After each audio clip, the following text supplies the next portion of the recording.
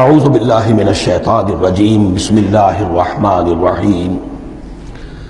اس سورہ مبارکہ کو الصلاح قرار دیا گیا ایک حدیث میں۔ اس کا جو اسلوب ہے وہ دعا کا ہے، اور دعا کے ساتھ اس کی جو مناسبت ہے، اور پھر اسی کی وجہ سے ہماری نماز کا یہ جزو لا ینفک بنا دیا گیا۔ بلکہ ایک حدیث جو میں آپ کو سناؤں گا اس میں اسی کو نماز قرار دیا گیا، الصلاح یہی ہے۔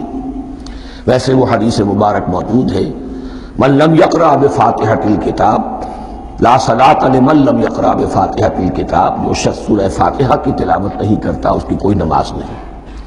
اس کے حوالے سے بھی ہمارے ہاں دو مسلک ہے، ذکر صرف اس لیے کر رہا ہوں کہ آپ کے علم میں ہو، ان میں کوئی بنیادی فرق نہیں ہے۔ کسی بھی ایک رائے کا انسان قائل اور حامل ہو سکتا ہے بغیر اس کے کہ دوسرے کو بالکل غلط قرار دے، بلکہ یہ کہ اس کے لیے بھی گنجائش اپنے ذہن میں اور اپنے دل میں رکھے۔ اور دوسری آیت یہ ہے کہ اس کا حصہ نہیں ہے۔ اسی اعتبار سے یہ کہ یہ سورہ مبارکہ نماز میں پڑھی جانی ضروری ہے، لا صلاۃ لمن لم یقرأ بفاتحۃ الکتاب۔ البتہ یہ اختلاف ہے، یہ بات جو میں ذکر کر رہا تھا جو ذہن سے نکل گئی، کہ آیا مقتدی جو ہے امام کے پیچھے کھڑا ہو کر جب نماز پڑھ رہا ہو تو کیا اس صورت میں بھی اس کے لیے لازم ہے کہ سورہ فاتحہ پڑھے؟ اس میں دو رائے ہو گئی، بلکہ تین۔ ایک رائے انتہائی ہے اور وہ فقہ حنفی کی طرف منسوب ہے کہ اگر آپ امام کے پیچھے مقتدی کی حیثیت سے نماز پڑھ رہے ہیں تو کسی بھی رکعت میں آپ سورہ فاتحہ نہیں پڑھیں گے۔ ایک دوسری بالکل برعکس رائے ہے، وہ امام شافعی رحمۃ اللہ علیہ کی ہے کہ ہر حالت میں، چاہے امام جہری رکعت پڑھا رہا ہو جس میں وہ بلند آواز سے سورہ فاتحہ پڑھ رہا ہو، اور چاہے وہ سری رکعت ہو، ہر حالت میں مقتدی کو بھی پڑھنی ہے۔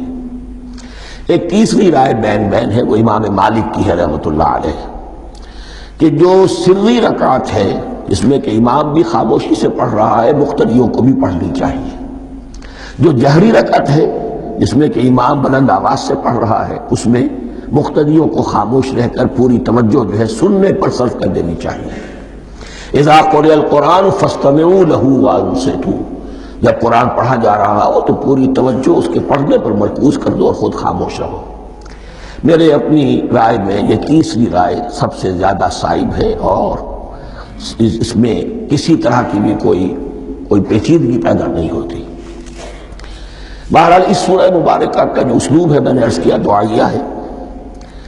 البتہ قرآن مجید کے علم اور حکمت کے اعتبار سے، اس کے فلسفے کے اعتبار سے ایک بات سمجھ لینی چاہیے۔ قرآن کا فلسفہ یہ ہے کہ بنیادی ہدایت ہر انسان کے دل میں موجود ہے، بالقوہ، پوٹینشلی۔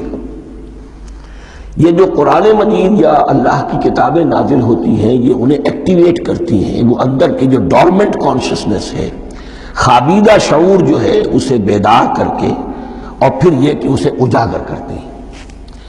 ہر سلیم الفطرت انسان اور سلیم العقل انسان، دو سلامتی شرط ہیں۔ سلیم الفطرت، نیچر پرورٹڈ نہ ہو، فطرت مسخ نہ ہو گئی ہو، عقل سلیم ہو۔ ان دونوں چیزوں کا نتیجہ یہ نکلتا ہے کہ وہ انسان از خود، بغیر کسی وحی کی رہنمائی کے، بغیر کسی نبی کی تعلیم کے سے استفادہ کیے ہوئے، از خود بھی کچھ حقائق تک پہنچ جاتا ہے۔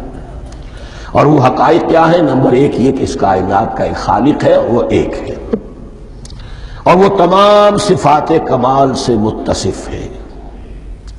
نمبر دو یہ کہ انسان کی زندگی صرف یہ زندگی نہیں ہے، بلکہ ایک اور زندگی ہے کہ جس میں اس زندگی کے اعمال کے نتائج برآمد ہوں گے۔ یہ دو باتیں، اس کی زیادہ وضاحت کے ساتھ جو ہے اس کا تذکرہ آئے گا سورہ لقمان میں، جہاں حضرت لقمان کی شخصیت کا تذکرہ ہے۔ لیکن یہاں صرف یہ بات سمجھ لیجئے کہ قرآن کا فلسفہ یہ ہے کہ ہر انسان میں، ہر فرد نوع بشر میں جو اپنی ولادت کے وقت مسلم ہوتا ہے، حضور کی حدیث ہے کل مولود یولد علی الفطرہ ابواہ یحودانہ او ینصرانہ او یمجسانہ، ہر بچہ نوع انسانی کا فطرت اسلام پر پیدا ہوتا ہے، وہ فطرت کے اندر وہ ہدایت ودیت ہے۔ اب اگر وہ فطرت بس نہیں ہوئی اور عقل جو ہے وہ صحیح رخ پر کام کر رہی ہے تو ان دو حقائق تک وہ انسان خود پہنچ جائے گا.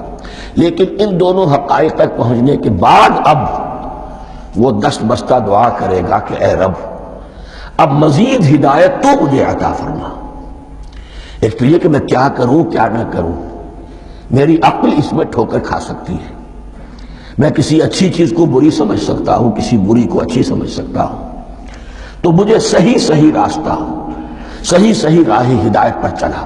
یہ دعا ہے جو انسان کرتا ہے جبکہ وہ ایمان باللہ اور ایمان بالآخرہ تک خود پہنچ چکا ہوتا ہے اور یہ سمجھتا ہے کہ صحیح زندگی کا رخ یہی ہے کہ جس رب کو میں نے پہچانا ہے کہ وہ اس کائنات کا خالق ہے اور مالک ہے اور رب ہے، میں اس کی بندگی کروں، اس کی اطاعت کروں، اس کا حکم مانوں، اس کے راستے پر چلوں. لیکن وہ راستہ کون سا ہے؟ اس کے لیے پھر دست بدعا ہوتا ہے کہ پروردگار تو میری رہنمائی فرما.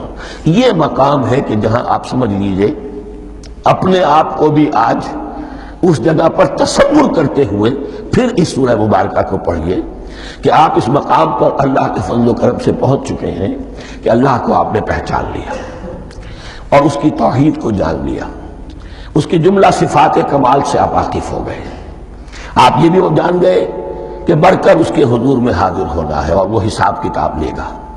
پھر آپ نے یہ عہد بھی کر لیا کہ اب زندگی گزارنی ہے اس رب کی بندگی میں، اسی کی فرما برداری میں. اب یہاں کھڑے ہو کر آپ پوچھتے ہیں کہ اللہ مجھے وہ تفصیلی ہدایت عطا فرما. ایسا نہ ہو کہ کبھی میں کسی راستے پر چلتا ہوا کسی پگڈنڈی پر مڑ جاؤں اور وہ تھوڑی سی جو ڈیوییشن ہو میرے راستے کی وہ میری عاقبت کو برباد کر دے. یک لحظہ غافل گشتم و صد سال راہم دور شد. اس لیے کہ ہوتا یہی ہے سیدھے راستے سے ذرا سی کوئی پگڈنڈی جو ہے تھوڑے سے اینگل پر نکلی ہے، لیکن جب چلتے جائیں گے آپ تو جتنا آگے بڑھیں گے اس پر اس راہ صراط مستقیم سے آپ اتنے ہی زیادہ دور ہوتے چلے جائیں گے. یہ ہے قرآن مجید کی حکمت اور فلسفے کے اعتبار سے اس سورہ مبارکہ کا مقام.